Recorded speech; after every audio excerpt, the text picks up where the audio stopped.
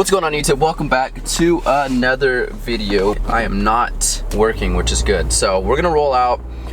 From the title, you guys know that we are going to be talking about the major differences between the Honda S2000 AP1 and the Honda S2000 AP2. So I'm gonna go over years, all the mechanical differences, like the major ones, and basically tell you guys what the differences are between the two, give my opinion on, you know, which one is better, not necessarily better, but which one might suit you better. So that's what we're going to be talking about today. Also, if you guys are not following me on Instagram, be sure to follow me at jordan.d.harris. Link is in the description below. Without further ado, we're going to get into today's video.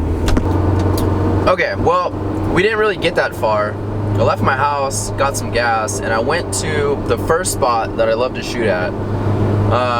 But school's back in session, so all the UC kids are back up at that spot. So I went to location number 2, and there's construction going on, so I can't go there. So I'm on my way to location number 3. This is like the third spot I'll usually go to shoot videos.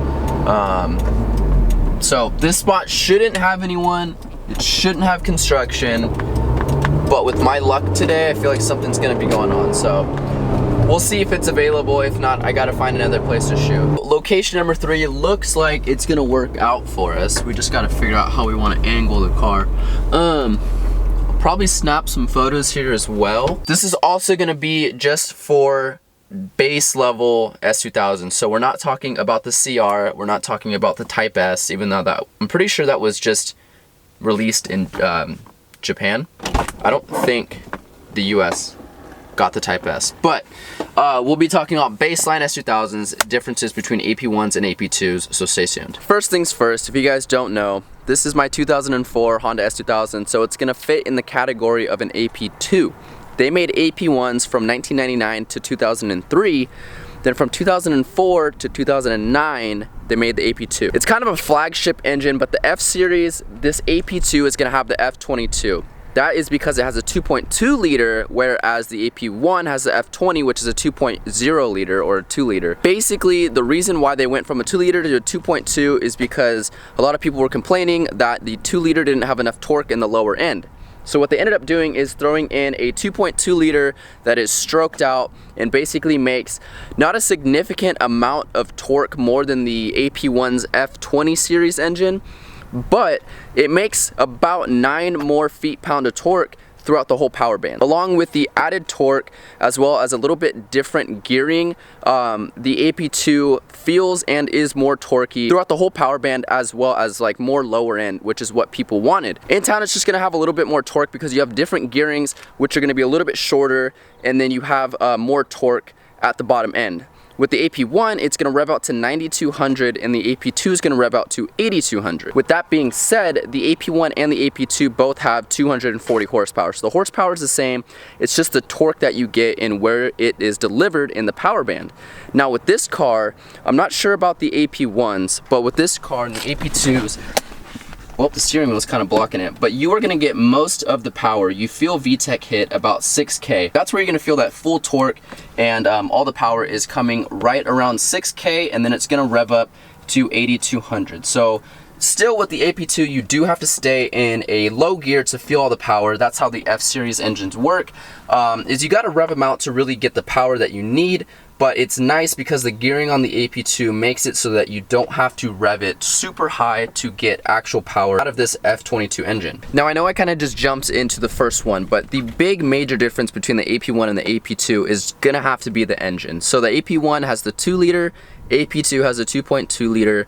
With the AP1, you're gonna rev out to about 9,200 RPM, redline, and then with the AP2, it's 8,200. The second major difference between the AP1 and the AP2 is gonna be suspension on this car. The AP2 is gonna be a little bit more refined just because it has softer spring rates.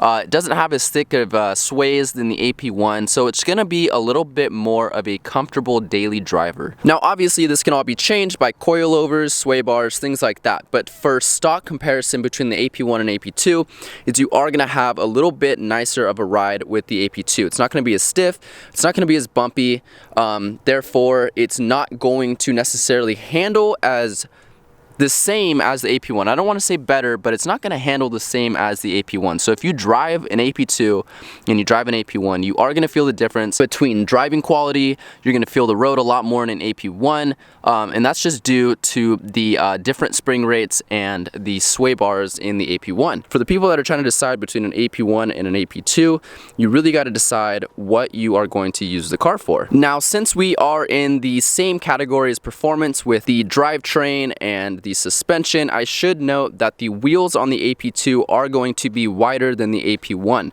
So these are the AP2 version 2 wheels. These are going to be a little bit wider than the AP1 wheels that come stock on the car.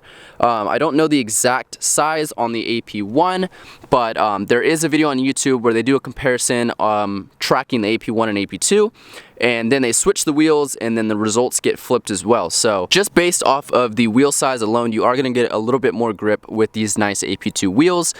Besides the fact they also look a lot better than the AP1 wheels. In my opinion, I think they just look a little bit more aggressive. The next thing I'm going to talk about is it's going to be a little minuscule just because the difference between the two, it might not be that drastic, but it's something to note that I think is actually kind of important and definitely an interesting fact. So the AP1s are actually going to be a tad bit lighter due to a couple things that Honda did with the newly revised AP2. Now with the AP1 on the soft top, the stock soft top here, they put in a plastic window, whereas the AP2 is going to have one that is glass. The glass is nice because it is one less thing for someone to try to cut into.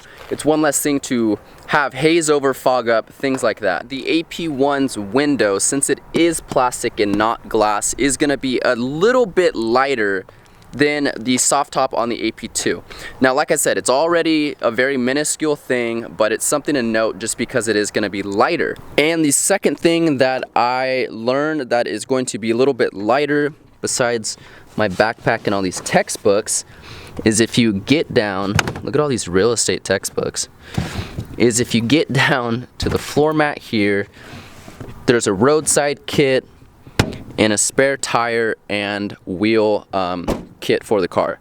So that's going to make the car a little bit heavier. Is in the AP2 you're going to have the window as well as the tire and wheel package for the car, making it a little bit heavier. If there's anything else that I missed that might make the AP2 heavier than the AP1, let me know in the comments down below.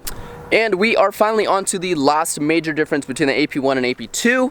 Before I talk about this, I wanted to talk about all the performance stuff and the things that I feel like matter the most, but this is obviously going to be a huge factor between the two, is the styling on the AP1. So on the AP2, there's going to be different taillights, different headlights, things that make it just a bit more modern with LEDs and things like that. Things that make it look a little bit more revised. A little bit lower, more angular rear bumper here with the exhaust cutouts for the tips. Sadly on this car, I think the tips got stolen before I bought it, so there's not going to be any polished tips on this car.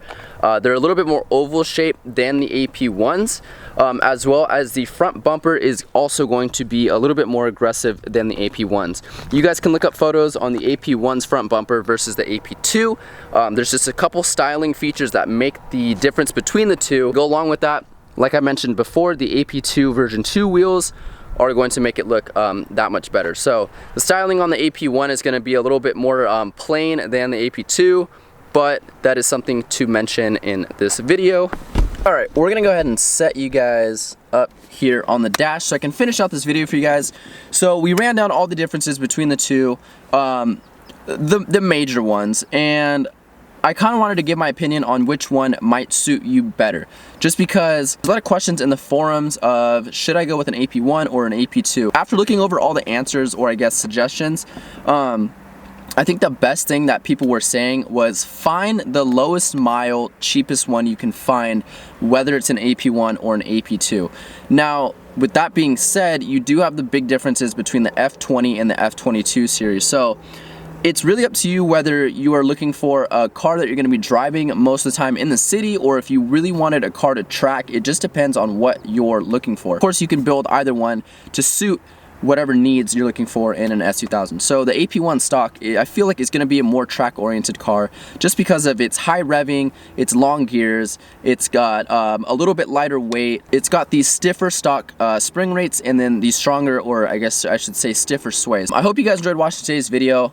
Try to run down all the differences or the major ones, and if I missed anything or if I said anything incorrect, I do apologize. I'm still learning. I try to do my research on this video, but just comment down below what you guys think if I missed anything for major key points between the two. I know it's a very big controversial discussion between the AP1 and the AP2. Stay tuned for more S2K content coming up. Let me know also what you guys want me to post about the S2000. I'd be more than happy to make a video on what you guys want to see. So I will see you guys on the next one. Peace out.